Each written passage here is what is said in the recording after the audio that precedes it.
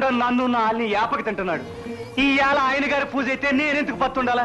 నాకేం కర్మని. అంతే మరి. అయినా పూజలు పుట్టినరోజులు అయితే విందులు చేసు తింటారు కానీ కడుపు కాల్చుకుంటారా? అదిగలాగాను. ఆ మాట రాణి గారికి చెప్పు. ఈయాల తినకూడదు, తినాలన్నా ఏటి దొరకదు అని శకునాలు చెప్పింది. చేపాలెట్టింది. ఒకవేళ దొరికినా తింటే భస్మం అంట. ఆ శివయ్య ఎవడో మూడోక నిప్పి భస్మం చేస్తా అంట. భస్మం పిచ్చివాడు. శివుని మూడో కంట భగ్గుమనే మంట ఉంది, ఓదార్చే వెన్నెలా ఉంది. మనం తెలుసుకోవాలి అసలు. మూడో కన్ను శివుడికే కాదు, జీవులందరికీ ఉంది.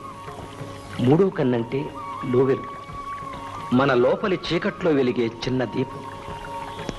నీ తప్పు నువ్వు తెలుసుకో, ఎదుటివాడి గొప్ప ఒప్పుకో.